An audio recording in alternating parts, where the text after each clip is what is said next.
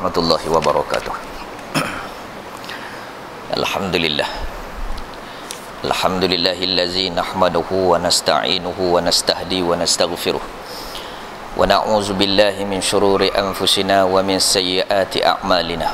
May yahdihillahu fala mudhillalah wa may yudlil fala hadiyalah. Asyhadu an la ilaha illallah wahdahu la syarikalah. Wa asyhadu anna sayyidana Muhammadan abduhu wa rasuluh. Allahumma salli wa sallim ala sayyidina Muhammad wa ala alihi wa sahbihi wa man tabi'ahum bi ihsanin ila yaumiddin. Subhanaka la ilma lana illa ma 'allamtana innaka antal alimul hakim. Wa qala rabbi shrah li sadri wa yassir li amri wahlul 'uqdatam min lisani yafqahu qawli. Thumma amma ba'd. Yang saya kasihi, yang saya hormati EJK Masjid Al-Hana,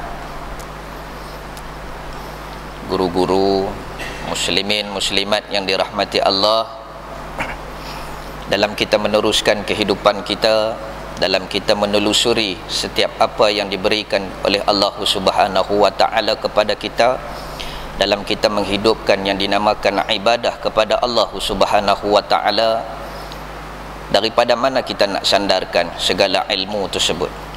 Dengan amalan itu adakah sah di sisi Allah Subhanahu wa ta'ala?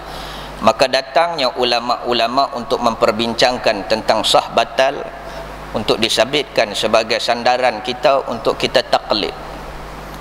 Sekarang ini adalah zaman taklid sahaja, zaman untuk menelusuri ilmu-ilmu asal daripada salaf sudah tidak ada. Tapi ada di antara pihak dia terus ambil kepada Nabi sallallahu alaihi wasallam tanpa menggunakan imam-imam yang dinamakan imam mazhab yang masyhur ini, itu imam yang empat. Muslimin muslimat yang dirahmati Allah, kita sambung balik dalam perbincangan kita dalam kitab Baharul Mazih. Kita nak memperbincangkan tentang taharah, iaitu kebersihan diri. Dalam setiap amal ibadah kita, dalam setiap perbuatan kita mesti kena ada taharah. Ma makna taharah? Apa maksud taharah? Maksud taharah ialah kebersihan. Kalau kita nak tuntut ilmu, kena ada kebersihan, yakni hati. Kalau kita nak masak, mesti ada kebersihan. Kalau nak buat apa pun, mesti kena ada kebersihan. Begitu juga yang dinamakan miftahul jannah. Apa dia miftahul jannah? Kunci pintu syurga, iaitu as-salah. Kalau kita nak sembahyang, mesti kena ada kunci kepada sembahyang. Miftahus salah wa huwa, apa dia? At-taharah. Nak sembahyang mesti kena ada kebersihan diri. Muslimin muslimat yang dirahmati Allah, insya-Allah kita masuk pada malam ini bab majaa fi fadli at-tuhur. Wa qala musannif rahimahullahu taala anhu, kata pengarang kitab ini Syekh Idris Al-Marbawi di dalam kitabnya Baharul Mazih. Boleh tonton cek balik dalam yang kitab Arab, nama dia Tuhfatul Ahwazi, ambil daripada Sunan At-Tirmizi. Kita masuk dalam bab masalah yang ke-37. Bab yang telah datang ia pada menyatakan kelebihan bersuci. Ketahuilah kiranya ya saudaraku muslimin muslimat yang dirahmati Allah, setiap benda dia mesti ada kelebihan. Tetapi cari dulu apa dia kefarduan tersebut. Ada orang dia lebih suka cari fadilat, tapi dia tak reti kefarduan. Dia tahu dalam bab sembahyang sah batal, dia tak ambil tahu. Yang dia tahu dia duduk ligan kelebihan. Dia ligan kelebihan, dia kejar kelebihan, tetapi kefarduan ilmu dia tak cari. Ni ada tunggang langgang sikit dalam bab mencari ilmu. Dia nak dengar hak yang kelebihan saja. Lebih tang ni, tongkat ali lebih tang ni, hak yang ni lebih tang ni. Dia tak tahu apa nak jadi kalau dia terlebih. Muslimin muslimat yang dirahmati Allah, sunat rawatib. Apa dia sunat rawatib? Qabliyah dengan ba'diyah. Ada orang dia tak berapa nak mau, ada orang dia ligan, tapi qada dak lagi sembahyang subuh, qada dak lagi sembahyang fardu. Bila belum, tolong buat dulu hak tu. Dia masuk mai dalam masjid, dia terus tahiyatul masjid.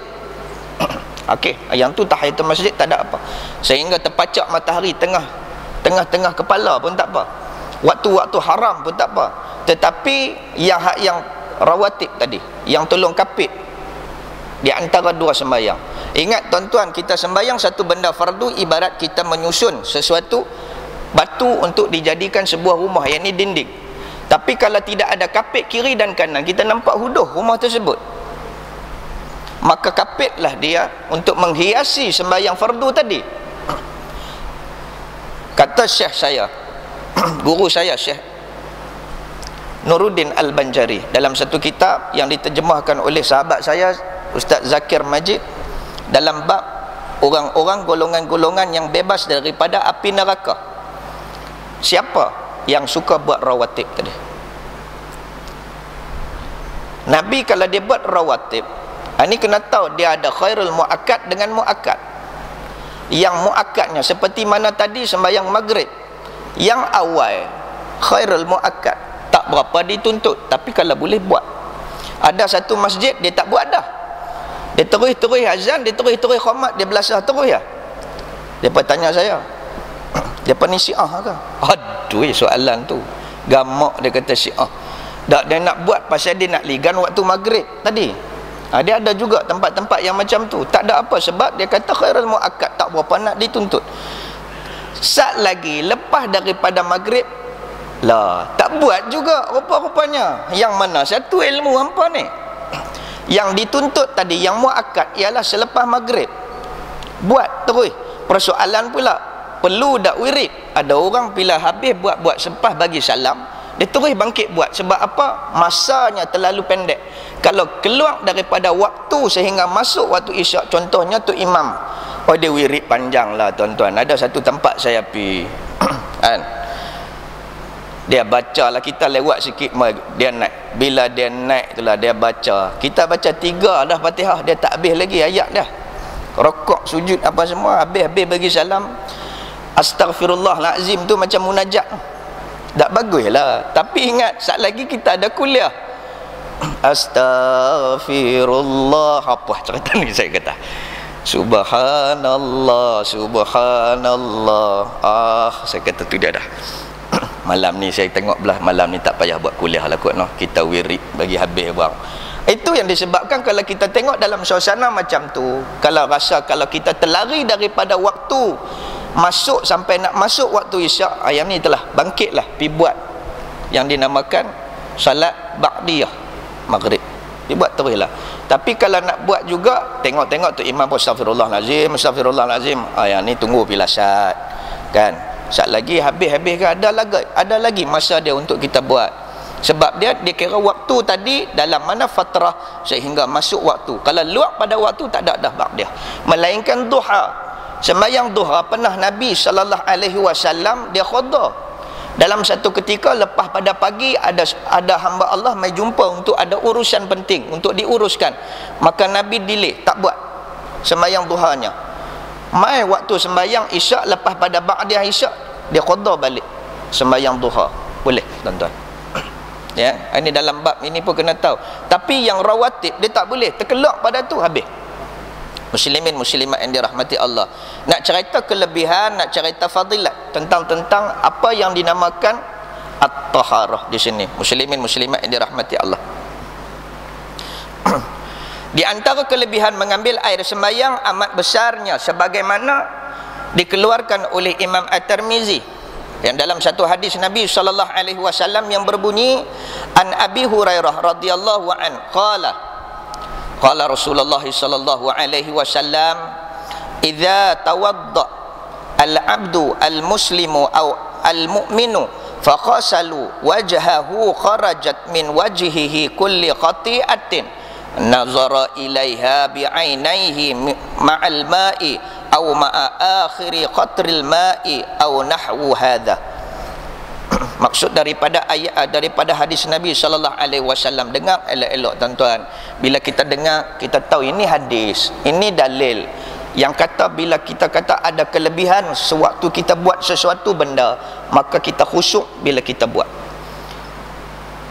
Maksud hadis, Diriwayatkan daripada Abi Hurairah radhiyallahu an, katanya telah bersabda Nabi sallallahu alaihi wasallam, telah bersabda Rasulullah sallallahu alaihi wasallam, apabila mengambil wudu seorang hamba Allah yang muslim yang mukmin, ini syak rawi. Syak rawi ni maksudnya di antara mukmin dengan muslim, di antara tu dia tak tahu, tapi dia bubuk, dia letakkan muslim dengan mukmin, senang, au kama qal. Maka membasuh ia akan mukanya, nescaya keluar daripada mukanya sekalian kesalahan yang memandang ia kepadanya, dengan dua matanya dan pendengarannya, dua telinganya, dan sebagaimana serta air atau serta akhir titik-titik air atau seumpama dengannya. Tengok tuan-tuan, bila kita ambil ayat sembahyang, kalau kita tahu kelebihannya itu sebab kita peralus elok-elok. Sebab apa? Sebab setiap titik yang jatuh qatru, maksudnya gugur dosa-dosa mata dan telinga. Bila kata hadis ini kata mata dan telinga, bila basuh muka maka termasuklah mata, masuklah telinga. Itu sebab membasuh telinga sunat di sisi mazhab Imam Syafi'i. Sebab dah kata bila basuh muka dia termasuk mata dan telinga. Ada kata ulama waktu basuh muka mata mau celek. Mau kalau ambil ayat laut kata mau dok celek-celek awak masin bunyi pun. Tak, yang kata celek ni atas sebab dasar daripada ilmu tasawuf. Bila kita celek mata, ayat yang keluar daripada mata, dosa-dosa mata tadi akan keluar sama. Tu maksud. Kata ulama, bukan kata hadis ataupun Nabi sallallahu alaihi wasallam. Yang kata telinga tadi, masuk dengan telinga dia kena tampai tangan anak telinga. Di antara dua. Di sini dan di sini, itu dikata had muka. Basuh bagi elok. Dia tak kelang kabut. Dia basuh juga tapi dia tadah ayak tu sama banyak dengan parah muka, parah tangan tu. Dia letak-letak tu meleleh habis baju-baju. Hak tu orang panggil lok. Pasal apa? Pasal membazir. Dia menitik sungguh lah. Tu menitik tu bukan menitik dosa, tapi tu menitik membazir nama dia. Duk heran pasal apa ni? Allahu Akbar. Hash, dia tak apa nak masuk bunyi pun. Allah, nama dia Wahlahan. Apa dia? Setan. Setan ni mula mai tadi waktu ambil ayat sembahyang tu, dia mazir adik-beradik siapa tadi tu? Tang tu lah. Jaga-jaga waktu ambil wuduk, menghadap arah kiblat, basmalah, ta'awuz dan sebagainya. Orang buat tu tunggui hati empat segi tu, tang tu orang suruh duduk, dia pinek menongkoi atas tu. Orang buat dah tu. Beda untuk duduk. Kalau sunnah Nabi sallallahu alaihi wasallam dia buat dengan batang tamar yang dipotong agak-agak satu batang lutut sehingga parah lutut. Pergi duduk atas tu, ambil ayat sembahyang, itu yang sunnah. Kita mengaji malam ni, kita mengaji dah dulu. Kata tempat tu adalah tempat duduk bagi orang yang berwuduk.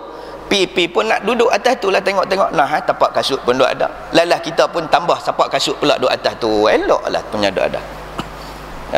Ni tolonglah. Mana-mana masjid mesti ada punya tempat yang dikata yang empat segi duduk tu. Tempat duduk tuan-tuan. Sebab apa? Sebab itu sunnah Nabi sallallahu alaihi wasallam.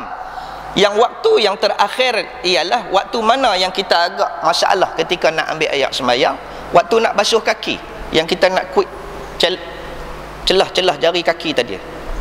Kita kena duduk. Nak duduk macam mana, dia duduk pergi mencanggung atas tu. Lepas tu pula pipe tu lepas ke bawah, berkena tunduk habis atas tu. Nasib baik tak lincing, kau tidak domoy tu pergi habislah kena kepala pipe tu tadi. Muslimin muslimat yang dirahmati Allah. Dia pasal apa? Pasal dia tak tahu. Pasal yang hak mula tadi dia. Dia kata kalau hak mula tu buat buruk, dia berengkeh habis. Pasal apa? Hak mula tu tak ada ilmu. Tengok-tengok ada tapak kasut, dia mai tambah. Dia mai tambah. Kalau kata masjid tu mula daripada subuh sampai ke isyak sat lagi, yang mai tu berapa ratus orang. Hak mula tu dapat dosa. Mau duk ingat elok-elok.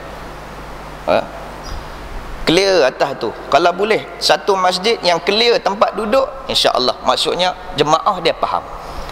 Tang tu pun cukup dah. Kita tahu dah ini orang yang menjalankan sunnah Nabi sallallahu alaihi wasallam. Tadi yang kata menitik tadi adalah ambil setakat mana yang ada. Nabi sallallahu alaihi wasallam ambil wuduk segelas, secawan, secupak. Dia mandi hadas besar segantang. Kita ambil ayat sembahyang selori. Mandi hadas besar, tak tahu nak kata lubuk 9 habis ayat muka dengan kita. Pasal apa? Allahu a'lam. Bersejuk-sejuk, berseronok-seronok, maka lari niat. Imam Syafi'i kata, waktu nak sampai ke muka tu, bunyi pun, tu lari niat dah lah tuan-tuan. Mau jaga-jaga ni. Kita dah bincang dah bab bicara niat. Panas tuan-tuan. Daripada JT naik motor sampai bunyi azan masuk, alhamdulillah, baguslah. Dia pipi buka-buka, dia ambil hapak basah 2 kering saja. Dia pi suar-suar tu kena bunyi pun pasal sejuk. Lari niat, maka lari niat tak sah wuduk tadi. Dia kena niat betul-betul. Qasad dia tadi. Niat apa? Untuk berbersihkan diri kerana Allah, ataupun niat wuduk kerana Allah Taala. Bukan kerana nak bersejuk-sejuk. Bukan kerana nak cari nikmat tadi. Nikmat ayat itu tadi. Sehingga sahabat Nabi Saidina Umar lepas balik pada perang, jumpa satu wadi, oasis. Berhenti tang tu, dia ambil ayat sembahyang. Nabi SAW nampak. Dia tanya, ayat saraf ya Umar, membaziak apa ni wahai Umar? Saidina Umar tanya, dalam ayat banyak ni pun kira membaziak ke? Ya. Pasal apa? Orang membaziak ni selalunya dia berseronok-seronok. Bila berseronok-seronok dalam hidup, adik-beradik syaitan. Ambil tu cakap mana ada. Bukannya membaziak, bukannya kita ni kedekut. Tak. Pak kata dah, ayat jangan duk main banyak-banyak lah. Lagi aku tak larat nak bayar. Bunyi pun. Maka baru dia nak mula buat. Buat tu tadi juga kerana takut membazir pasal duit ke, kerana takut membazir dari adik-beradik syaitan. Balik-balik pada diri tuan-tuan. Muslimin muslimat yang dirahmati Allah. Bila kita basuh muka, titik-titik yang terakhir, kalau kita buat cara Nabi sallallahu alaihi wasallam, ayat tak banyak, tapi yang mana dia terberimpun dia akan titik. Habis kuat pun setitik 2 ya. Yang kita duk buat tu habis basah baju, itu bukan cara Nabi. Ini satu pesanan pada tuan-tuan, jangan duk gincah ayat. Ambil bagaimana cara yang sebenar bagi sampai ayat tadi. Muslimin muslimat yang dirahmati Allah, kita terus.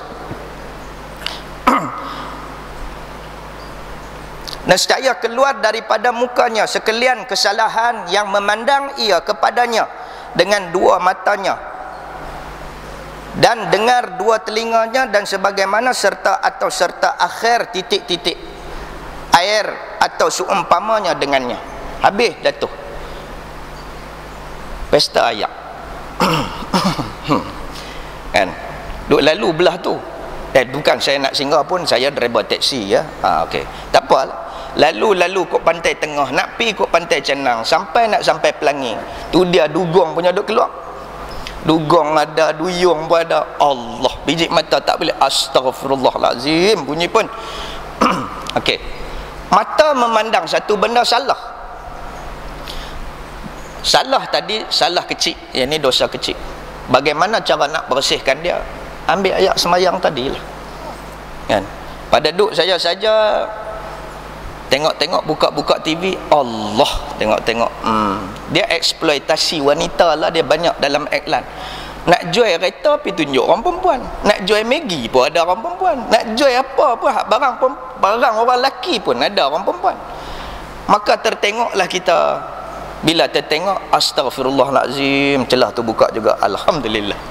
Bunyi pun. Okey. Maka dosa itu berlaku. Waktu bila cara nak basuh dia? Nak buang tadi dosa-dosa tadi, waktu ambil ayat sembahyang. Bila kita tahu kelebihan-kelebihan, bila kita cek balik kesalahan, maka kita tahu itulah yang cara Allah nak selamatkan kita daripada neraka Allah Subhanahu wa taala. Cara tu saja. Tapi kalau kita duk kata tak apa, ayat sembahyang subuh tadi pun ada. Lah nak masuk isyak ada lagi. Ni punya duk ada ni, tak tahulah. Kalau dah kata kelebihan ambil ayat sembahyang boleh gugur dosa-dosa.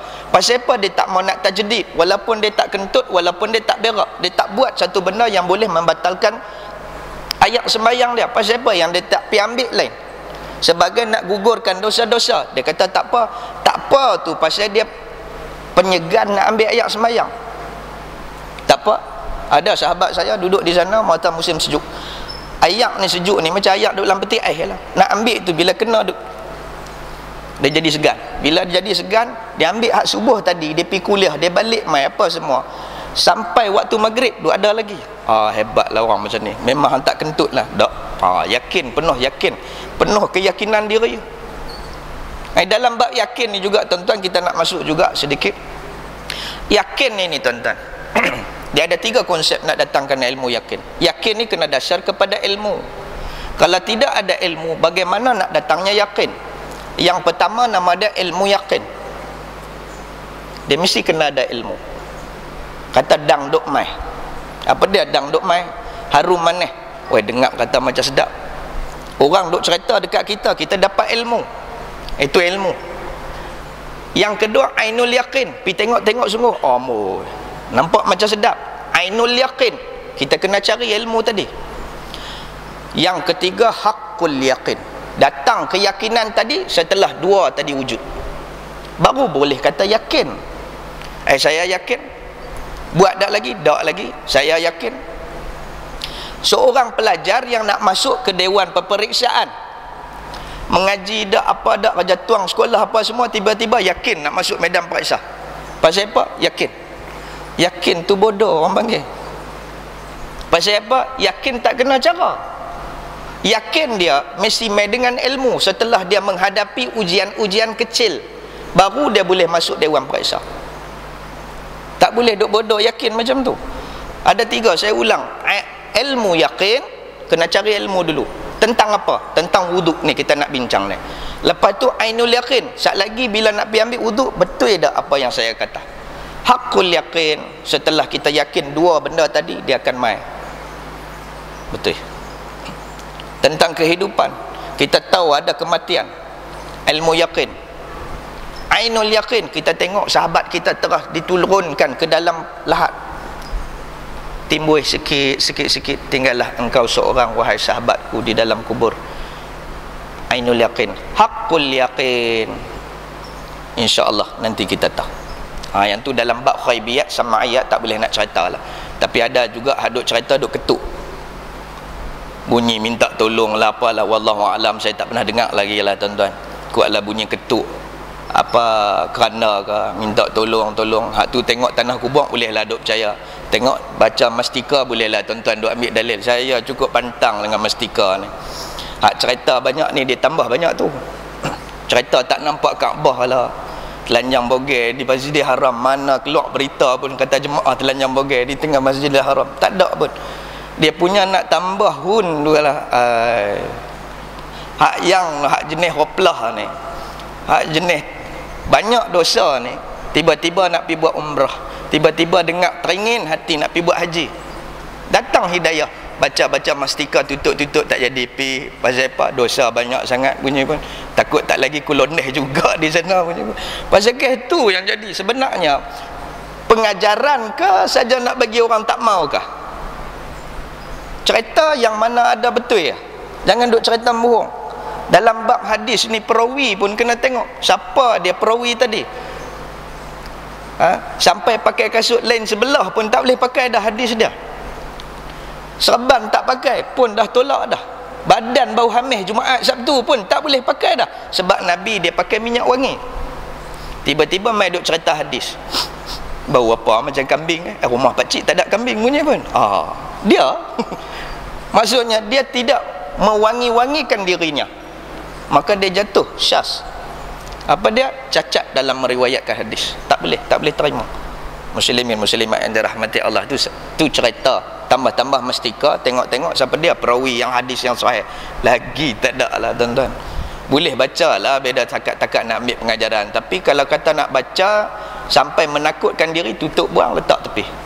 Muslimin muslimat yang dirahmati Allah. Terus pada hadis, wa iza khasala yadaihi kharajat min yadaihi kulli khati'atin batashatha yadahu ma'al ma'i aw ma'a akhiri khatril ma'i hatta yakhruja naqiyan minaz zunubi. Maksud daripada hadis ini, maka apabila membasuh ia akan 2 tangannya. Kita basuh tangan ketika kita ambil wuduk, keluarlah daripada 2 tangannya sekalian kesalahan yang disyarak oleh tangannya, serta air atau serta akhir titik-titik air. Sya'rawi hingga keluar hal keadaannya bersih ia daripada segala dosa. Kan? Tangan ni kadang-kadang dia jahat juga tangan ni tuan-tuan. Duduk sambil-sambil lalu kalau tuan-tuan tengok dalam kitab tasawuf, duduk saja-saja pergi duduk petik daun berdosa tuan-tuan. Tengok semut duk lalu dia tanya seekor dia gelak, dia tanya seekor dia gelak, apa punya duk ada.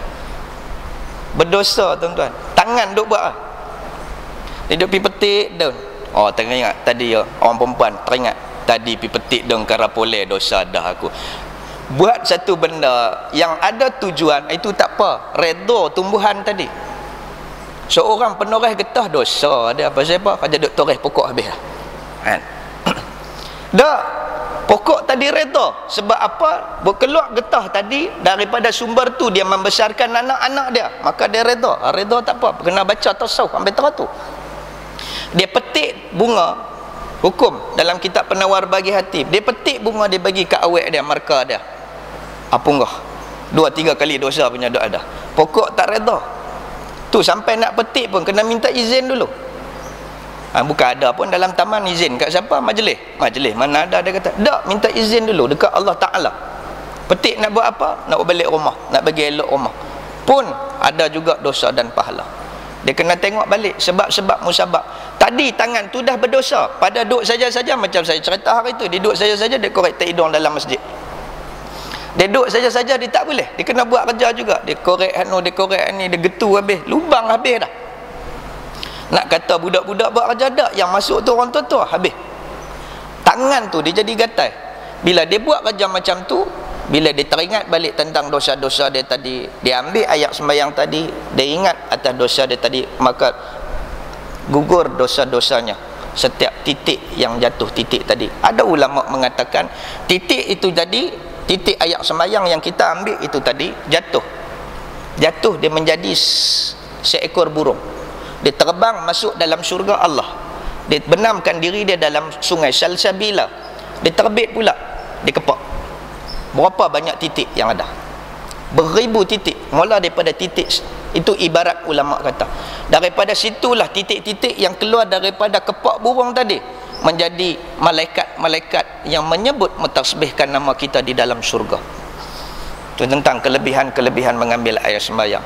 Tuan-tuan muslimin muslimat yang dirahmati Allah, jangan duk buat main-main dengan ayat sembahyang. Jangan duk buat main-main. Kalau kata pita jadi, pi ambil. Habis-habis duk saja, nak buat apa tak? Pi ambil ayat sembahyang.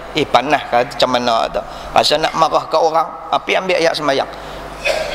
Tu cara dia. Pasal apa? Ayat sembahyang tadi boleh menghilangkan dosa, boleh menurunkan temperature darah kita tadi.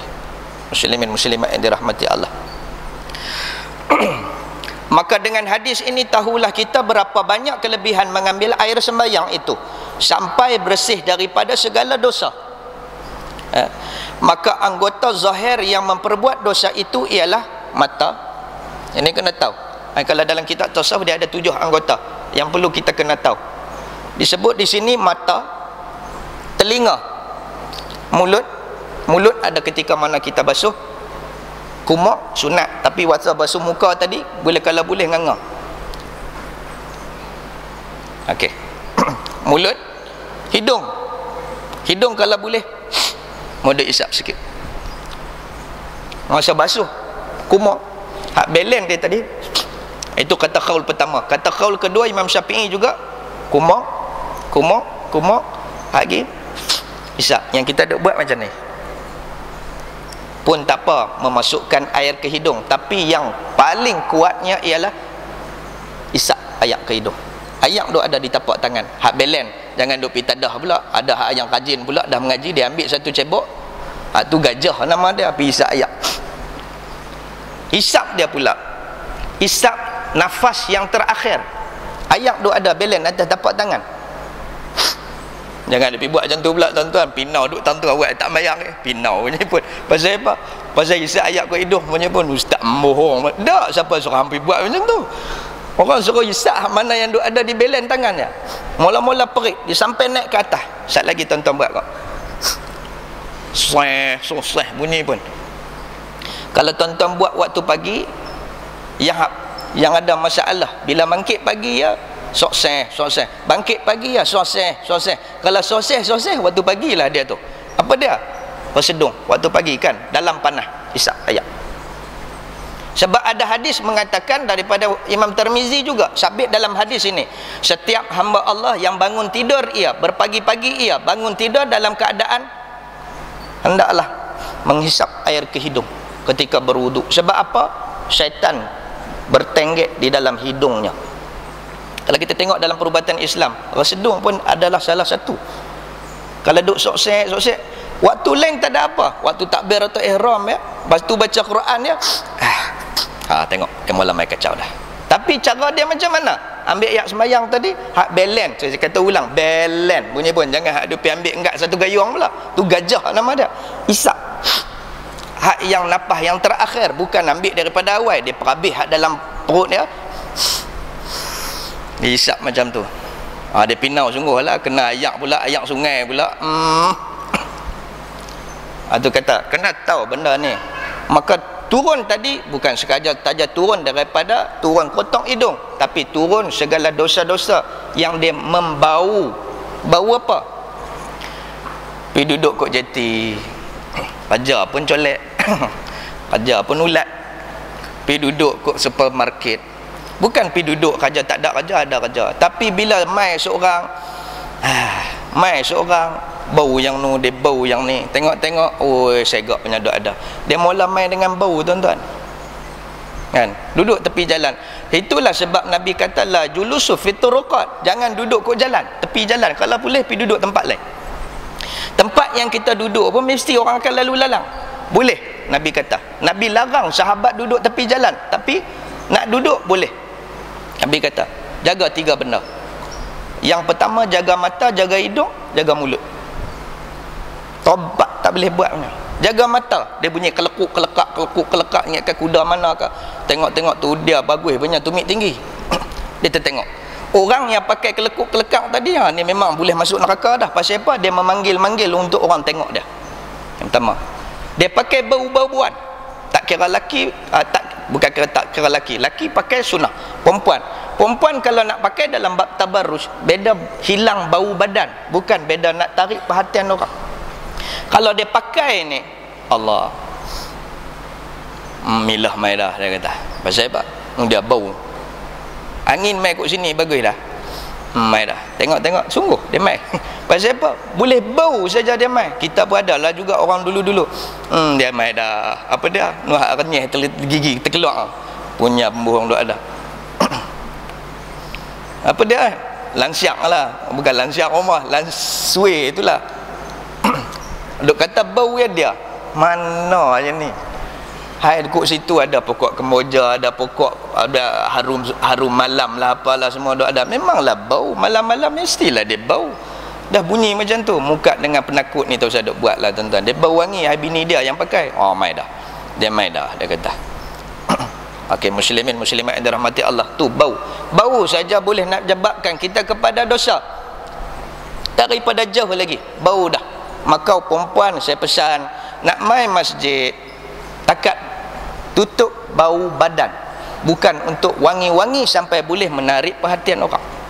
Maka hukum dia dilaknati malaikat setiap mana perjalanan dia keluar daripada rumah sampai ke masjid, sembahyang dia sah, dia balik lagi laknat malaikat atas dia. Pasal apa? Menarik perhatian orang. Perempuan ni, itu sebab dikatakan sehingga tidak diwajibkan perempuan datang ke masjid. Tapi kalau nak mai juga sunnah, dapat pahala sunat. Sebab apa? Ilmu dan jemaah. Dia mai juga tak apa, tapi tolong jaga, jangan dalam duk sembok habis botol, sehari sebotol. Punggah lagi kata duit aku. Muslimin muslimat dirahmati Allah. Mulut, hidung, tangan kita dah cerita dah, dan kaki lah yang bawa kita ke tempat-tempat yang tidak elok. Saya tak jalan dengan kaki Ustaz, saya jalan dengan pungkok. Apa pula berjalan dengan pungkok? Naik kereta dia punya. Dia lawat layak buruk dengan kita boleh. Kan? Tak kaki tekan minyak ada? Tak tekan juga. Mana ada, dia mesti ada punya lah. Tekan kaki duduk saja. Saya naik kereta manual ke kereta auto, dia kata sebelah tak. Mana ada orang jalan sebelah kaki lompat-lompat. Dia mesti ada hubung kait. Bila ada sabit kepada kesalahan-kesalahan yang boleh lajak kita langkah ke tempat-tempat maksiat, maka dengan basuh kaki ketika kita berwuduk tadilah, maka gugurlah dosa-dosa kita. Tuan-tuan muslimin muslimat yang dirahmati Allah, inilah yang perlu kita terapkan dalam kehidupan. Sebab apa kita berwuduk? Yang pertama kerana suci diri. Lepas tu pula kerana kita nak membuang dosa-dosa yang bohong. Kalau ada orang kata saya tak buat dosa langsung kan ni ustaz, bohong. Sebab manusia dia tak boleh lari khata' wan nisyan, salah dan lupa. Memang dia tak boleh lari khata' wan nisyan. Paling kurang pun kepala otak dia mesti fikir satu benda yang tak elok, paling kurang, ya. Baik, terus kepada masalah dosa mata dan keterangan.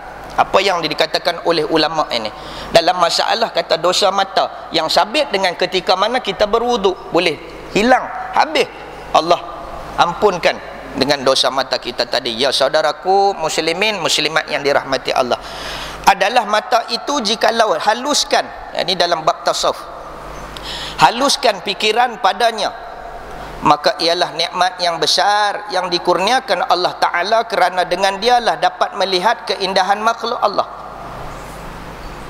Lahir tak ada mata, lahir anak ini buta. Sebenarnya jangan menangis wahai ibu, wahai bapa.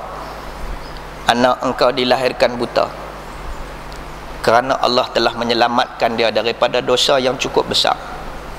Jangan kau menangis wahai ibu, jangan kau menangis wahai bapa kerana anak kamu dilahirkan sebegini. Tetapi yang patut menangis adalah kita yang ada mata, kerana kita tak dapat lari daripada melakukan dosa mata. Tu kita kena fikir, OKU ke apakah, kita tu yang OKU. Sebab kita tak mampu nak jaga mata. Anak yang lahir dengan keadaan buta, tetapi ingat tuan-tuan, hatinya celik. Guru saya Mustafa Al-Helwani mengajak di Masjid Husain di Mesir, di Azhar, meninggal dah, mata buta, hafal segala rawi ayat-ayat Quran semua dia hafal. Kita hak celek mata, hari ni hafal esok lupa, hari ni hafal esok lupa. Fatihah gerak-gerak tidur tak erti. Alhamdulillah Rabbil Alamin, dia pergi sambung doa lepas makan, Alhamdulillahillazi at'amana. Abuh nampak di day dia bagus. Patutnya Fatihah ni gerak tidur dia dah, dia lupa habis dah. Pasal apa? Mata tu tadi melihat segala-gala yang boleh menyebabkan maksiat kepada Allah, menyebabkan hatinya jadi buta.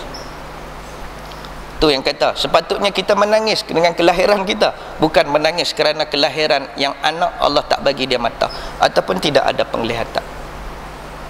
Muslimin muslimat yang dirahmati Allah, dengan dia dapat melihat keindahan makhluk Allah dan dapat beberapa kesedapan dan kesenangan dengan dia daripada segala yang tiada didapati akan dia oleh orang yang buta. Boleh tengok jalan, boleh tengok Pulau Langkawi, boleh tengok keindahan segaknya orang, boleh tengok pokok, boleh tengok kehijauan dan sebagainya. Orang buta boleh cerita saja bunyi pun, oi segak lah hang tak tengok, nak tengok macam mana aku buta, bunyi pun.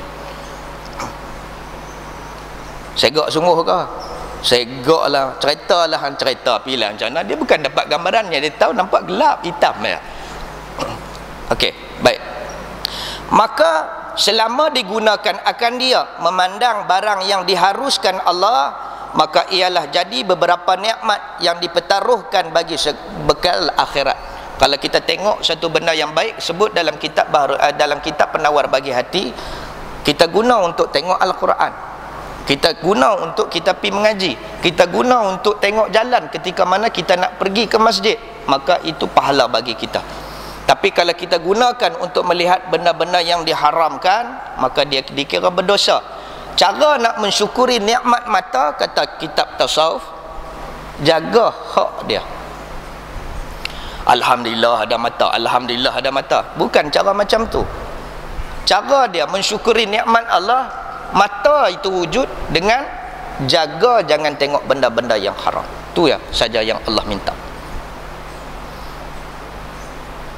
Mata sampai rabun dah, pergi buat spek, ingatkan nak baca Quran, rupanya duk teropong benda lain pula dah. Nama dia skodeng.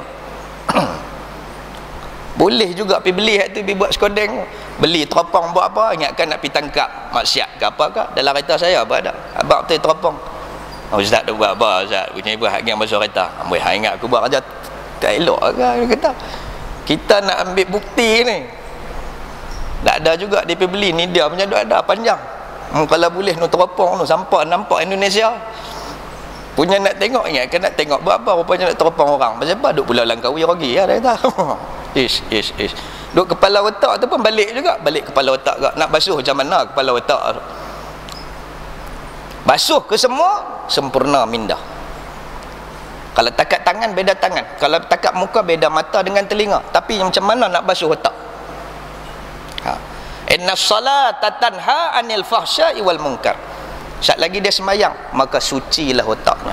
Tapi orang tanya juga, saya sembahyang tak pernah tinggal Ustaz. Tapi dosa saya teringin nak buat dan saya buat.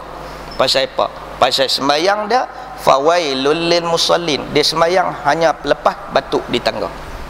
Cara nak bagi selamat untuk lalai dalam sembahyang berjemaah. Insya-Allah dia tak lalai. Kalau harap duduk sembahyang sendiri, dia baca Allahu Akbar, iftitah tak ada, apa tak ada, bismillahirrahmanirrahim, dolin, Allahu Akbar.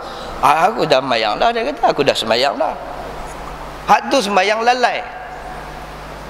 Bila orang lalai, dia mesti akan buat dosa-dosa besar. Dosa-dosa dia mesti buat. Fahsya'i wal munkar. Kalau betul-betul orang tu sembahyang, dia tak buat dah. Dia takkan buat dosa. Tapi pasal apa? Ni duk cek diri ni, mau duk cek diri. Pasal apa ada juga dosa-dosa yang aku buat? Pasal apa juga tak tergerak pada dosa? Pasal sembahyang kita tadi. Cek balik sembahyang. Pasal apa yang tak kena sembahyang? Cek balik ayat sembahyang macam mana. Dah cek balik ayat sembahyang, gincah tak gincah. Tu sampai teratur tasawuf kata. Muslim ni muslimat yang dirahmati Allah. Barang yang diharuskan Allah maka ialah jadi beberapa nikmat yang dipertaruhkan bagi bekal akhirat, dan barang yang terpandang akan yang diharamkan Allah maka dihapuskan akan dia oleh wuduknya tadi, oleh air sembahyang, seperti terpandangkan perempuan ajnabi, perempuan yang boleh kita kahwin, terpandang, atau terpandang akan aurat laki-laki.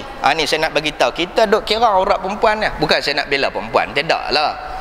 Kita duk kira perempuan kena pakai macam tu. Yang kita duk kayuh geret Pak Long tunjuk ke orang pasal apa? Betul tak? Dia pakai tu dia punya fit.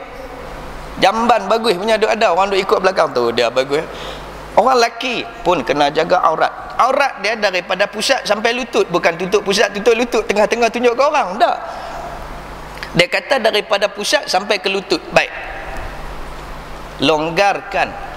Nak main bola, main, longgar. Nak kayuh geret, kayuh. Ni kayuh-kayuh, turun-turun geret. Allah, tak besar mana pun bunyi pun. Pasal apa? Dia bergemboi habis. Aurat tu tuan-tuan, kita duk kira orang perempuan ni. Hak kita ni macam mana? Sehingga ni Syekh saya kata, hadis tak boleh terima kalau dia pakai baju tak lepas tutup punggung. Maksudnya kita tie in, kita masuk ke dalam. Pasal apa? Punggung tunjuk ke orang. Kalau nak selamat, baju masuk dalam boleh, selok bagi kembang besar sikit. Buat apa dia tu? Pelek ke apa dia ke hak tang ni? Hak lah dak lah, cawat ada panjang tu lah. Cawat ada panjang tu ya, pungkok tu merinin saja. Laki tu, maka hukum dia balik pada aurat lelaki. Kita duk baca perempuan ni, yang hak kita tak baca. Kena tengok sampai teratur. Pasal apa? Sat lagi kak kita hak yang orang perempuan ke siapa ke tengok-tengok, ui bunyi pun, ui itu dosa. Dosa tu balik pada siapa? Balik pada kita. No, ni hak yang duk kayuh geret ni. Tak bagus. Sunat. Siapa dah? Beriadah, menyihatkan badan, cantik. Tapi seluar tu kalau boleh bagi longgar.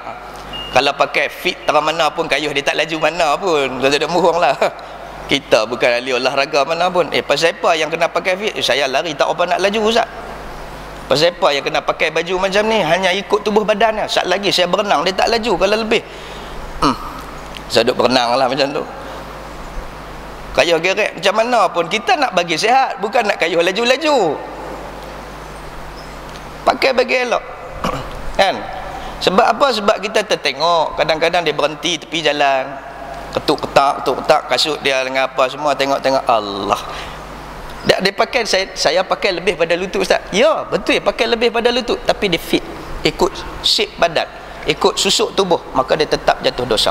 Dia kira aurat. Tuan-tuan muslimin muslimat yang dirahmati Allah, kita jaga orang, kita jaga hak orang, Allah jaga hak kita. Kita tak tutup aurat, orang tengok menyebabkan dosa, dosa tu balik sama dengan kita, orang yang menyarankan dosa-dosa tersebut. Kata tak mau dosa, saya tak buat apa pun, tapi kita buat menyebabkan orang naik gairah dengan tengok tubuh badan kita, maka kita tetap berdosa. Korang ni jatuh, lebay, luruh. Tu kena baca sampai teratur. Terus masalah dosa telinga dan keterangan. Ya saudaraku muslimin muslimat yang dirahmati Allah, telinga amatlah suka ia mendengar yang haram. Telinga suka dengar benda haram. Lagu lah, Allah putih-putih melati. Kita ingatkan apa dia, rupa-rupanya sambung-sambung. Nah, cerita pun kita ingatkan lagu tu sedap lah. Budak-budak anak saya sendiri pun duk menyanyi. Cerita dia ni. Dengar satu benda yang dikatakan ulama, dengar sampai lalai lupa Allah, haram hukum dia. Dengar ingat Allah, harus. Dengar, bukan takat dengar haduk tang ni. Kereta harga 20,000, sistem yang dia pasang tu 40,000. Kereta kalau berjalan tu derah pelan. Duk heran pasal apa derah pelan, duk ikut beat lagu, dum cek. Minyak pun duk macam tu ya, rungrak. Kata pun lah cerita ni. Pasal apa? Pasal ikut beat lagu. Benda tu haram. Sebab apa haram? Sampai dia lupa Allah Ta'ala. Lupa tak tuan-tuan kalau tuan-tuan dengar lagu? Teringat kat mereka lama. Patutnya teringat Allah, patutnya teringat Allah, bukan teringat mereka, maka jadi haram. Tu telinga tu tadi. Ya. Baik. Seperti mendengar umpatan, dia kata di sini. Dengar umpat. Kalau betul itu mengumpat, kalau salah itu fitnah. Sebutlah salah siapa pun. Dia lah ni nak bak kat hang. Apa dia? Mensyuarat pokok ceri bunyi pun. Yang kan bawa pokok ceri ada orang perempuan kampung lah kan. Dia duduk tang tu, ada cik-cik bersama orang kampung bawa pokok ceri. Dia duduk ni nak abak kat hang seorang saja tahu bunyi pun. Membohonglah hang seorang. Sat lagi tengok satu kampung boleh tahu. Dia cerita, aku bukan nak ni. Dia dalam bab kitab tasawuf kata ada 7 benda yang boleh kita cerita. Betul. Seorang suami yang zalim buat macam-macam tahana dekat isteri. Isteri boleh tak bagi tahu dekat orang lain? Boleh. Sebab suami dia zalim. Seorang yang nak dinikahi perempuan ni, yang lelaki yang mangsa kepada perempuan ni tahu, kata kau ni nak nikah, dia pergi jumpa, janganlah duk kahwin dengan perempuan tu, aku kena dah, harus kena bagi tahu. Kau tidak, zalim kau tu. Sat lagi dia kikih saja, yang tu boleh. Ada lagi yang boleh menyebabkan kita pergi cerita, tapi takat cerita yang betul saja, bukan duk pergi tambah gula, pergi tambah garam. Dah ish, dengan perangai. Lepas tu pula kan, lepas tu pula tu bohong. Saja dia tambah pula. Tu dia kata mengumpat. Tapi ada bab-bab tertentu ribah ni diharuskan. Sebab apa? Kes dia zalim. Kalau berlaku zalim, orang lain tak tahu, kita saja tahu, maka kita kena isytihar. Dia tu zalim, kena bagi tahu apa dia yang dia zalim. Takut orang lain tak tahu, maka hukumnya harus. Dalam kitab tasawuf ni saya cerita ni boleh. Tapi kalau nak cerita hak yang tu saja, dia kaki songlap, takat tu saja. Dia pergi tambah, dia lah kaki songlap, kaki betina pula tu, pembohong. Aku tengok kaki dia bulu. Kalau kata kaki betina, mana ada bulu? Bodoh, tak tahu simpulan bahasa juga. Kan? Muslimin muslimat yang dirahmati Allah, dia nak bagi hilang dengan tu, tu bukan pasal bah. Baik. Telinga tadi mendengar umpatan orang atau mendengar bunyi-bunyian yang haram. Dengar bunyi-bunyian yang haram. Ini tak apalah. Esok lusa Sabtu ni kita mengaji kitab tasawuf pukul 8.30. Insya-Allah tafaquh minggu ni kena kat saya. Itu kita bincang secara detail lah. InsyaAllah dalam bab tasawuf, kitab penawar bagi hati, dalam bab menjaga 7 anggota. Kalau tuan-tuan nak tahu, hari Sabtu ni insyaAllah pukul 8.30 mai kita mengaji kitab penawar bagi hati. Mendengar kemerduan perempuan yang halal nikah. Lah saya tak apa minat dah kat dia tu. Pasal apa? Dia menikah dah dengan Datuk J bunyi pun. Dulu saya minat. Pasal apa? Perempuan. Dia menyanyi tu, Allah. Habis lah. Itu sebab perempuan tak boleh jadi muazzin. Kalau perempuan jadi muazzin ni, satu kampung turun mayang rajin sungguh. Siapa azan bunyi pun kacau cerita tu. Tak boleh, sebab dia jadi aurat. Laki lupa bini kerana duk tengok bunyi pun. Kalau lah bini aku boleh menyanyi macam ni, tu tak apalah. Lupa bini duk tepi, lelah bini cuit. Ingat balik ada bini, rupanya dia belakang. Pasal apa? Boleh hilang lupa. Begitu baru lupa bini. Allah Ta'ala, Allahu A'lam. Kata-kata lagu tadi 5 minit dia lupa Allah Ta'ala. Kita kena ada selalu ingat kepada Allah setiap masa, setiap detik. Tiba-tiba dengar kerana main lagu tadi lupa Allah, maka jatuh haram. Kata tadi perempuan yang menyanyi, mempendengarkan walaupun halal nikah dengannya, dan bersedap-sedap dengan berbagai-bagai pendengaran yang haram. Dengar satu benda yang haram. Haram ni kita kira kecil pun kira haram. Kita dengar duduk saja-saja. Baik. Hatta kepada yang buta sekalipun, orang buta sekalipun muka dengan dengar dandan terangkat badan. Ni orang buta pun jadi cerita. Baik. Dengan telinganya dapat dosa, seolah-olah walaupun dia tu buta, tapi kerana telinga dia suka dengar benda-benda yang haram, dia tak nampak pun dia kira dosa. Walaupun dia tutup mata, walaupun dia rabun, walaupun dalam keadaan dia tidur dandan jaga. Pasal apa? Dia dengar. Mula dengan pendengaran. Orang buta tadi telinganya dapat dosa seolah-olah celiknya. Pasal apa? Pasal dengar. Dan berubah telinganya pada waktu ia mendengar maksiat itu, lalu disingkatnya mula pitala telinga. Buta tu dalam duk buta tu pun dengar bunyi orang perempuan menyanyi, dengar bunyi benda-benda yang mengasyikkan, dan duk pergi pasang telinga. Kalau buat macam tu memang dia nak, orang panggil bang. Orang tua-tua kata ambil kerja duk bang, orang tua-tua sembang bang ni duk pasang telinga lah, bukan bang masuk waktu dah, dia bang.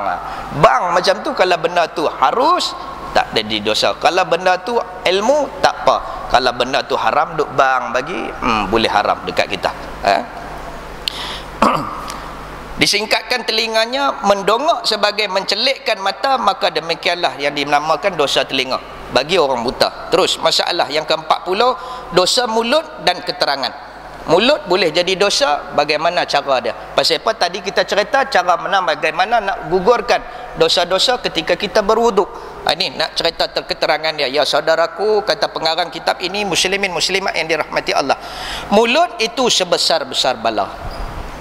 Ketahuilah wahai sahabat-sahabatku, wahai ahli jemaah, wahai saudara-saudaraku, sebesar-besar bala adalah mulut. Itu sebab kalau dilahirkan anak yang bisu, syukurlah, sebab dia tak berdosa. Tapi kita yang ada mulut, bala ni berlaku tiap-tiap hari. Naik kereta, bagus dah, bismillah baca doa. Naik-naik tak ada orang pelan duduk, tak boleh nak potong, haram. Gelak dah. Nampak? Tu kata bala paling besar tu. Mula dia kelak dah. Tu merunat tu. Tu tak kira sebut alangkain orang lagi tu. Put bunyi pun. Ini kata sebesar-besar bala mulut. Bala yang paling besar, bukan duk tunggu bala tsunami saja, bukan duk tunggu bala bukan bala kisap, bukan duk tunggu bala saja. Ni bala ni yang sebesar-besar bala. Sebab apa? Sebab kita tak boleh jaga mulut.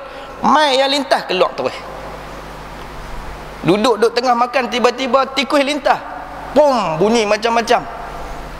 Sepatutnya yang keluar di mulut apa dia? Allahu Akbar ke? Kan? Dia dah keluar. Dia keluar ada langkain orang. Bunyi pun. Allah. Ni kalau kata tahap latah ni out lah cerita dia. Dia sebut habis. Dia kata sebesar-besar bala tu itu mulut. Dan sebesar-besar nikmat pun mulut juga. Allahu Akbar, Allahu Akbar, Allahu Akbar, mulut. Dia sabit dengan hati. Tapi kalau dekat, dia tak sabit dengan hati. Hati yang berjalan, dia tak senikmat mana yang ada. Tapi kalau mulut bunyi Allahu Akbar, Allahu Akbar, Allahu Akbar, sebesar-besar nikmat.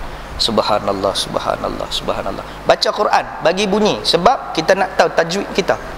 Ni duk baca macam benar baca surah Abaq. Apa baca Quran macam tu? Baca kena bagi dengar lah, baru tahu panjang pendek nafas kita, berapa harakat yang perlu patut kita baca. Pun Fatihah dia baca macam tu juga, Allahu Akbar. Mulut duk pupik daripada ikan puyuh menaik ke atas darat, pupik.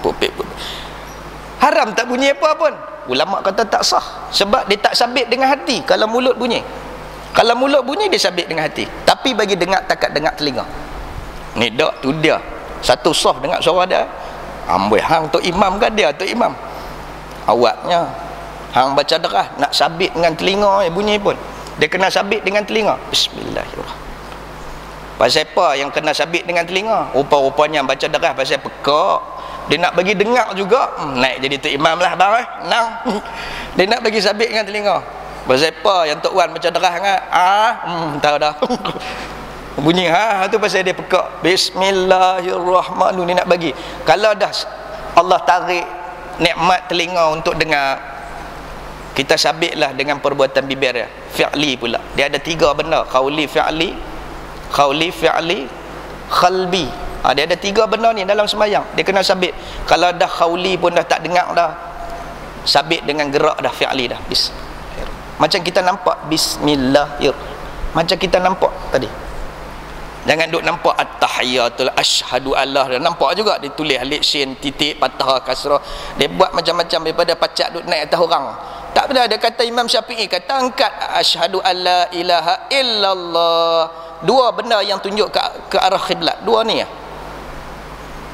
Yang ni tangan dia duk tunjuk sama naik pula, asyhadu alla ilaha illallah. Tak lah, yang ni lah yang naik, tak apalah. Tapi janganlah terlajak sampai naik duk tunjuk ke atas, ni redik terlebih ke apa ke, dia tunjuk depan lah. Terlebih tongkat Ali yang terlajak naik ke atas tu, tunjuk ke depan, takat tu lah yang pergi tunjuk sampai ke langit. Siapa suruh? Ingat nak 2 khiblat yang kita kena tahu. Khiblat sembahyang tu dia Kaabah, khiblat doa langit, tapak tangan kena ke langit. Ni dak khiblat doa dia muka dia. Amin, amin, amin. Dak khiblat doa ni langit, kena tadah macam tu, sebab rahmat tu mai daripada langit. Tak mau angkat, tak ada apa, dia buat tata amin, bunyi pun syarat dia bunyi amin saja. Angkat pula ada hak jenis macam ni ada. Bagaimana sunnah Nabi macam ni, nampak ketiak. Yang nampak ketiak pasal baju Nabi, jubah Nabi dia besar. Ni salah ni, tak apa betul lagi ni. Ni esok mau buat besar sikit. Ni dia besar sampai boleh nampak ketiak Nabi. Allahumma anzinil matar, Allahumma anzinil matar, ketika mana kemarau panjang berlaku di Madinah. Allah sembahyang, Nabi sembahyang di tengah-tengah padang pasir, nak minta Allah turunkan hujan bersama sahabat dalam solat sunat hajat. Allahumma anzinil matar, Allahumma anzinil matar, turun hujan, basah janggut Nabi. Nampak cerita dalam ni bagaimana cara Nabi doa. Kalau doa tu doa lah betul-betul minta, tuan-tuan. Sebab kita ni hamba nak minta dekat Allah Subhanahu wa ta'ala, Allahu jalalah, Allahu ala wa jalalah. Nak minta orang Allah, mintalah bagi betul, angkat tangan, amin, amin, bunyi pun sampai tu imam baca Rabbi fili wali walidayya, amin, tak kena lah Rabbi fili tu beda diri dia. Kita dengar-dengar kena peka lah, tuan-tuan. Kalau dia pakai untuk diri dia sendiri, kita baca untuk ni pun ada sembahyang subuh, Allahumma hdini fiman hadait. Boleh tu imam kita pun amin. Betul ke? Betul. Dia kena baca Allahumma hdina, dhamir dia tadina, balik pada diri kami. Tiba-tiba dia baca Allahumma hdini, subhanallah, bunyi pun tak apalah, baguslah. Tapi kalau dia baca macam tu, tuan-tuan baru baca Allahumma hdini fiman hadait juga, tak payah apa betul ya. Yang heran tang fa'in nak taqdir kerja rendah pun nak menyambung. Habis fa'in nak taqdir wala judha alim. Kami terketak-ketak tu imam bunyi di belakang, fa'in nak ketak. Kalau dia dah baca, dia kalau dah kata baca, dia baca doa, amin sajalah. Dia baca doa, amin sajalah. Wa nastaghfiruka, kalau ramai Kalau seorang wa astaghfiruka, tiba-tiba dia kata wa astaghfiruka, dan aku mohon keampunan, kita baru baca wa astaghfiruka. Dia pembaca, aku baca. Sebab na tadi balik pada semua. Kalau ya ataupun ni itu balik pada seorang. Bila balik pada seorang, kita kena. Ada juga tu imam baca apa satu, apa tak dengar? Ada bunyi hak ujung lah. Alhamdulillah. Amin. Kita pun amin, amin. Rupa-rupanya dia minta nak tambah lagi bini. Kita pun amin lah, padan muka kita. Kan? Kita bukan tahu apa dia yang dia minta pun. Tak doa ni doa ni. Apa maksud doa? Doa permintaan seorang hamba kepada Tuhannya. Maka doa tu mesti jelas, mesti kena tahu. Mesti kena tahu apa yang didoakan. Tak usah duk rengkeh-rengkeh doa panjang-panjang. Bagi semua doa tu semua diketahui oleh umum. Doa sembahyang semua tahu, Rabbana atina fid dunya hasanah. Amin. Apa dah lagi? Rabbi fili. Kalau ramai Allahumma ighfir lana, dia tak boleh ubah Rabbi fili sebab ayat Quran. Allahumma ighfir lana dzunubana. Itu sebab ambil yang tu pula. Bunyi itu apa? Doa ibu bapa. Amin. Dia pergi ambil rangkai doa nu Ramadan. Allah bunyi pun. Maka tak tahu, bila tak tahu dia pun tak amin. Apa dia yang dia baca? Salah pula tu. Bunyi pun. Maka ambil yang dipahami, yang kita tahu, baru amin tu mustajab. Tahu tujuan. Tetapi ketika mana Abu Sa'labah dia dalam keadaan sungguh dalam ditekan oleh kemiskinan, Nabi pergi jumpa awak ni, lepas-lepas bagi salam hilang, lepas-lepas bagi salam hilang. Pasal apa? Nabi bagi salam ya hilang, tak ada nak tunggu dah. Rupa-rupanya dia balik pergi buang jubah dia, pergi bagi kaum perempuan dia pula nak sembahyang. Baju tak ada, punya apa-apa ke dana. Nabi pun kesian lah, nak buat macam mana? Dia kata hang doa aku amin. Nabi kata dekat dia, dia pun doa kepada Allah bagi dia kaya sikit. Nabi amin, Allah makbulkan tu. Kalau nak buat tahlil, mau bagi tuan rumah baca doa, kita ramai-ramai amin, taubat tak berada. Pasal apa? Amin orang yang sembahyang, amin orang-orang alim lebih makbul. Bukan suruh dia baca, dia minta, beda dia lah lagi. Cuma yang boleh keberkatan, bukan boleh mustajab. Kalau boleh kita baca doa, nak baca macam mana? Tengok-tengok tok guru depan bunyi pun tak boleh pi. Tak tunggu amin ni tadi, kena tunggu amin tadi. Tu sebab bila imam baca Fatihah, makmum kata apa? Amin. Tu macam tu. Dan imam pula hak depan tu mesti muktabar, mesti kita sah, kita ada ittifaq dengan dia, kita amin Fatihah dia tadi. Tu cerita dia macam tu. Kena ada hubung kait muslimin muslimat yang dirahmati Allah. Oh lajaklah. Dosa mulut dan keterangan sebesar-besar bala dan sebesar-besar nikmat. Maka sebesar-besar bala iaitu dengan sedikit geraknya saja, sedikit je gerak, dosa besar dah. Buat apa? Buat mulut lah. Bebeh kat bawah lah. Dosa besar dah. Tengok-tengok orang main-main, tengok Mercedes, tengok-tengok kawan sebelah rumah jiran rupanya, dosa besar. Apa dia? Dengki tu dosa besar. Cukup ya, setakat tu ya. Tapi kerana nak tunjuk dekat orang, contohnya la ta'manna, muncung mulut ismam. Jibril baca dekat Nabi la ta'manna. Sebab apa? Ketika wahyu tu turun, Nabi duduk di depan, sahabat mai. Nak abang kata ada orang mai, pahala. Contohnya dalam satu majlis, anak murid 2 orang bersembang, hak duduk di belakang tunjuk tok guru mai. Tu nikmat lah. Boleh juga jangan guna mulut. Maksudnya ada juga jangan duk bebeh lah. Bunyi pun tu lak. Ada juga dengan mulut juga. Tadi dia main minta dah garam, mai tengah hari dia main minta gula pula, lain-lain mai petang lagi dia main minta cabai. Ambil bunyi pun hak saya lah sekali. Ambil bunyi pun. Pasal apa yang buat macam tu? Dosa lah semua tu. Dia buat riak muka, dia tak tu ya dia boleh buat pun. Maksudnya dia tak reda. Tak apa, ambil semua, tak apa. Bunyi pun. Subhanallah, masya-Allah, tabarakallah. Ni kata besar dengan mulut saja. Dah kita tahu dah riak orang tadi, body language dia. Muslimin muslimat dirahmati Allah, geraknya boleh dapat dosa dengan seperti mengumpat. Doktor kata tunggu keluar tak. Nu balik dah nu. Siapa dia yang balik nu? Nu. anak dara dia duk balik laki. Tu cerita nombor 2 Nuh. Nuh habaq kat geng dia. Geng apa? Mesyuarat pokok ceri. Bunyi apa? Yang duduk di kedai kopi pula ada juga. Majlis fatwa kedai kopi tu panggil. Dia ada juga mufti kedai kopi dia. Dia tiap hari dia turun fatwa dia. Pompang maghrib ke mana, asak mana, ayat kopi satu tu dia. Dia balon sampai ke petang. Fatwa dia macam-macam dia berkelak. Tu pun lalu janda cantik lah. Macam tu lebih kurang dua-dua ni pokok ceri dengan kedai kopi. Muslimin muslimat yang dirahmati Allah. Mengacum dosa besar. Dosa mengacum ni dia macam propaganda lah. Dia pergi mengacum, dia nak habaq macam anak-anak kita.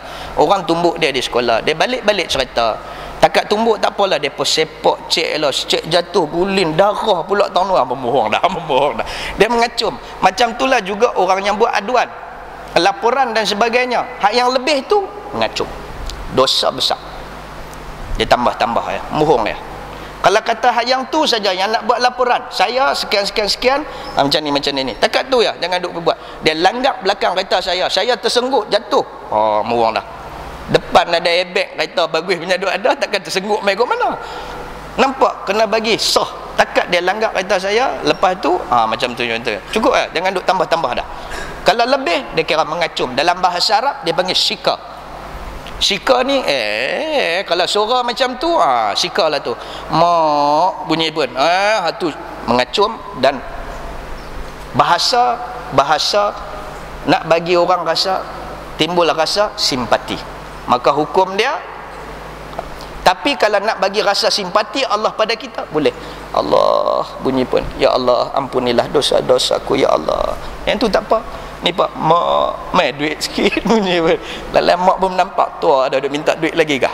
Bunyi pun. Dia ada juga yang sebab musabab tadi. Muslimin muslimat yang dirahmati Allah. Seperti kata-kata Arab, saghirul jaram kabirul jaram. Apa dia maksud dia? Kecil badannya, kecil ya. Kan? Kecil ya yang ni mulut, tapi besar dosanya boleh jadi daripadanya. Dosa tadi mulut tadi. Hingga kepada yang dhaif dan tiada kuasa mengangkat mata, tapi mulut tak beraya tuan-tuan. Sakit ni, terlantak di hospital ni berapa hari dah, sebulan dah, tapi muka dengan nurse lambat, harah mahal cepat je bunyi pun. Ni mulut bunyi juga tak beraya dah. Mulut tu tak usah duk kata siapalah, kita mau kalau demam sakit gigi dah cukup dah. Anak lalu lah dia tempit habis dah. Pasal apa? Lain dhaif, mulut tak beraya. Mulut tak beraya. Mulut yang paling sihat sekali dalam dunia. Yang sakit, yang paling sakit tengkok. Pasal apa? Palingnya sakit. Palingnya sakit. Tu yang paling sakit tu. Nak gila dengan tu. Maka banyaklah perkara dosa yang boleh dapat daripadanya, iaitu mulut. Hatta dengan bercumbuan dan bermanis-manisan, tutur kata dengan perempuan. Tu saya kata ikhtilat jinsiyah. Walaupun dalam telefon, yang kata ikhtilat jinsiyah ni berjumpa dalam tempat yang sunyi haram, bercakap dalam tempat yang tidak berhajat mendatangkan kecurigaan pada orang lain haram. Ni hak duk telefon tengah-tengah malam tetap haram. Sebab apa? Ni ulama dah kata dah, bermanis-manisan dan bercumbu-cumbuan untuk tutur kata dengan perempuan. Seorang lelaki, I love you, you tak mandi pun I love juga bunyi pun. Duk bermanis-manis bahasa tetap haram. Jangan kata tunggu duk pergi buat date saja, dalam telefon pun haram tuan-tuan. Tu sampai tara tu. Pasal apa? Hak belah nu tak tahu duk tang mana ada, syurga ke mana ada hak yang dunia. Bagus punya bahasa hak lelaki ni, maka dia kira haram. Terus masa-masa iaitu seperti apakala berjalan ke pasar, tak lagi tutur kata dengan perempuan yang harus nikah dan menyakiti hati orang yang boleh dikatakan ialah besar membuat dosa daripada anggota yang lain. Kerana mulut boleh menyebabkan satu perbelahan, kerana mulut boleh menyebabkan kebencian, kerana mulut boleh wujudnya dendam kesumat pun kerana mulut. Takat tu saja kita berhenti. Nanti kita masuk, tolong peringatkan saya masalah yang ke-41. Kita akan ikut turutan-turutan masalah. Siapa yang ada buku, kita akan ikut turutan-turutan masalah. Kita tak ikut bab-bab. Kalau kata kita berhenti minggu ni tangkap tu, insya-Allah kita akan masuk. Tolong peringat balik. Sebab saya tak mau lompat-lompat dah. Yang awal boleh lompat sebab dia hanya pengenalan mukaddimah. Setakat tu saja. Ada soalan?